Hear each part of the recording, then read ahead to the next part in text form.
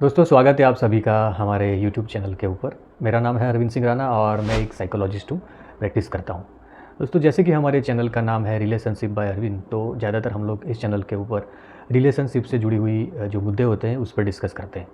तो आज का मुद्दा भी हमारा जो डिस्कशन का है वो भी रिलेशनशिप से ही जुड़ा है और ख़ास तौर पर मैरिड लाइफ से जुड़ा हुआ है।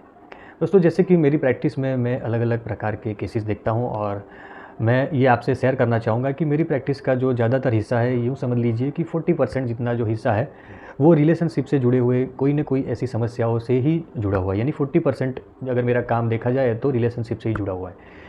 तो आज मैं एक मेरा बहुत ही डीप ऑब्जर्वेशन आपसे शेयर करने वाला हूँ। थोड़ा ये जो ऑब्जर्वेशन है वो अलग तरीके का है, शायद आप ईज़िली इसको एक्सेप्ट ना भी कर पाएँ और कई लोग इससे एग्री ना भी करें, पर आप इसके ऊपर सोचना ज़रूर। जो मुद्दा मैं आज आपके साथ डिस्कस करने वाला हूँ उसके ऊपर, तो ज़रूर आपको ये लगेगा कि कहीं न कहीं इसके कारण ही आजकल जो मेरे लाइफ के अंदर प्रॉब्लम्स आ रही हैं वो देखने को मिल रही है।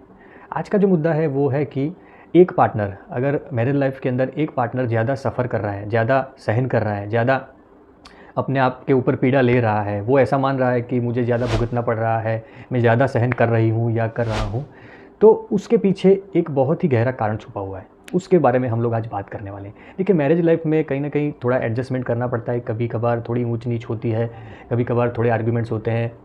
ये सारी चीज़ें मैरिज लाइफ का पार्ट है। ऐसा नहीं है कि मैरिज लाइफ बहुत ही स्मूथली सभी लोगों की चलती है, कोई क्लैश कभी नहीं होता, कोई आर्ग्यूमेंट्स, कोई झगड़े वगैरह कभी नहीं होते। इस प्रकार की मैरिज लाइफ देखी नहीं जाती हमारी सोसाइटी में और प्रैक्टिकली पॉसिबल भी नहीं है, क्योंकि दो लोग अगर साथ में रहेंगे तो कुछ ना कुछ तो होगा ही होगा। पूरा टाइम यानी 100% जो होता है वो टाइम ऐसा नहीं होगा कि स्मूथली चलेगा। पर आज जो बात करेंगे वो अलग तरीके की बात है। एक पार्टनर अगर ऐसा फ़ील कर रहा है कि मुझे ज़्यादा सहन करना पड़ रहा है, मैं ज़्यादा पीड़ित हूँ, मुझे ज़्यादा दबाया जा रहा है, तो उसके पीछे कारण क्या है?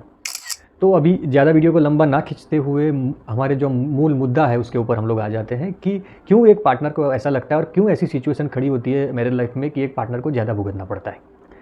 तो सबसे जो बड़ा कारण मुझे दिखता है कि वो जो पार्टनर है वो ज़्यादा पीड़ित है, ज़्यादा भुगत रहा है, ज़्यादा सहन कर रहा है, वो पार्टनर कहीं न कहीं क्लैशेस को बहुत ही अवॉइड करना चाहता है। यानी कि उसको ऐसा लगता है कि घर का वातावरण ख़राब नहीं होना चाहिए, आर्गुमेंट्स नहीं होने चाहिए बिल्कुल भी, कोई क्लैशेस नहीं होने चाहिए, झगड़े से हमको दूर रहना है, आर्गुमेंट से हमको दूर रहना है।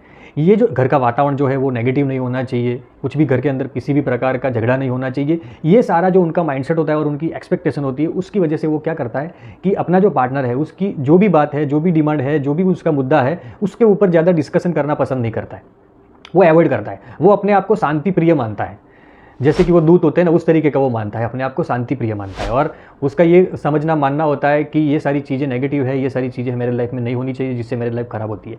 पर कहीं न कहीं ओवर पीरियड ऑफ टाइम अगर आपकी या जो ट्रेट है, आपकी ये जो आदत है वो रेगुलरली लंबे समय तक चलेगी, तो आपका जो सामने वाला पार्टनर है वो धीरे-धीरे आपको ये ग्रांटेड लेना लगेगा और आपकी कुछ जो इच्छाएँ होंगी या आपकी जो ओपिनियन होंगे उसका कोई वो तवज्जो ही नहीं रहेगा, कोई उसका इम्पोर्टेंस ही नहीं रहेगा। इसके बाद वो पार्टनर का कॉन्फिडेंस कहीं न कहीं बढ़ता जाएगा कि जो कुछ भी मैं कर रही हूँ या कर रहा हूँ वो ठीक कर रही हूँ, उससे मुझे आगे सक्सेस मिल जाएगी या जो मैं चाहूँगी, जो मैं चाहूँगा वो मुझे मिल जाएगा। मेरा पार्टनर इसमें कोई भी प्रकार का विरोध करेगा नहीं, क्योंकि ज़ाहिर-सी बात है, अगर आप आर्ग्यूमेंट्स करना ही नहीं चाहेंगे, डिस्कशन से ही दूर रहना चाहेंगे, आपको लगता है कि डिस्कशन करने से घर का वातावरण ख़राब होगा, हमारा पार्टनर को बुरा लग जाएगा, वो रूठ जाएगा, रूठ जाएगी। अगर ये डर से ही आप डिस्कशन अवॉइड करना चाहते हैं, आर्ग्यूमेंट्स अवॉइड करना चाहते हैं, तो फिर कहीं न कहीं वो मैसेज सामने वाले को जा ही रहा है कि जो कुछ भी मैं कर रही हूँ या कर रहा हूँ वो ठीक है। तो उससे धीरे-धीरे करके वो अपना जो डोमिनेशन है, उसे डोमिनेशन ही कहेंगे हम लोग, डोमिनेशन है जो वो बढ़ाता जाएगा और एक तरफ़ा शासन हो जाएगा घर में। फिर धीरे-धीरे आपकी घर में जो है वो कोई सुनने वाला नहीं होगा, आपका ओपिनियन ज़्यादा मैटर नहीं करेगा।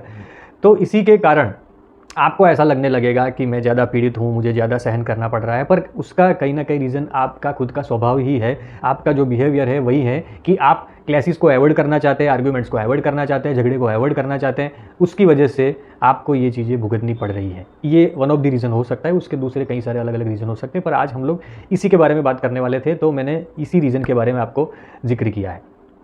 तो इससे पहले कि आपको ग्रांटेड लिया जाए, आपका ऑप्शन या आपका ओपिनियन मायने ना रखे, उससे पहले आपको एक्शन लेना है। क्या एक्शन लेना है कि जब भी ऐसा घर में एनवायरनमेंट खड़ा हो, जब भी पार्टनर्स के बीच में कुछ ऐसी मिसअंडरस्टैंडिंग क्रिएट हो, तो आपका जो ओपिनियन है वो फर्मली रखिए।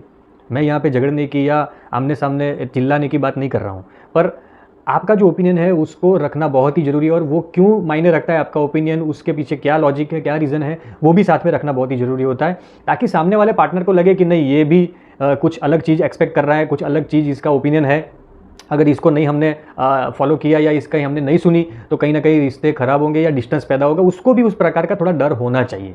नहीं तो एक तरफ़ा, जैसे कि मैंने आगे भी बात की, एक तरफ़ा जो पल्ला है वो झुक जाएगा और उसके बाद फिर आपको बात करने का मौका ही नहीं मिलेगा। तो यहाँ पर झगड़े को एनकरेज करना, आर्ग्यूमेंट को एनकरेज करना, ये मेरा काम नहीं है।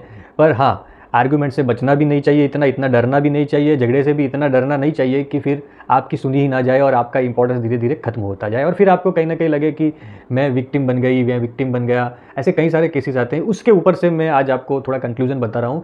देखिए, ये जो चीज़ है ना, शायद आपको इतना प्रैक्टिकल या कन्वेंशनल ना लगे। आपको लगता होगा, ज़्यादातर लोगों को ऐसा ही लगता होगा कि हमें सहन करना चाहिए, एडजस्टमेंट करना चाहिए। ये सारी चीज़ें सही है, बराबर है, एडजस्टमेंट मेरे लाइफ में होना ज़रूरी है। पर जो ऐसी सिचुएशंस होती है जब थोड़ा बहुत आर्ग्यूमेंट्स करना ज़रूरी होता है, थोड़ा बहुत डिस्कशन करना ज़रूरी होता है, अपना पॉइंट ऑफ व्यू रखना ज़रूरी होता है, थोड़ी फर्मनेस बताने की ज़रूरत होती है, तब हमें ये चीज़ ज़रूर से करनी चाहिए। नहीं तो फिर मेरे लाइफ एक तरफा हो जाती है और उससे काफ़ी अलग प्रकार की समस्या होती है। तो ये मेरा आज का टॉपिक था। आपका क्या ओपिनियन है इसके बारे में मुझे ज़रूर से बताइएगा। और हाँ, हमारा जो नया चैनल है रिलेशनशिप बाय अरविंद, तो इसे सपोर्ट जरूर से करिए दोस्तों। अगर ये टॉपिक आपको अच्छा लगे तो इसे अपने दोस्तों के साथ शेयर जरूर से करिए, ताकि अपने लाइफ में भी कोई ऐसी गलती कर रहा हो तो वो उसे करेक्ट कर पाए, ठीक है। और हाँ, चैनल को सब्सक्राइब जरूर से कर दें। फिर मिलेंगे नए विषय के साथ में। Thank you very much.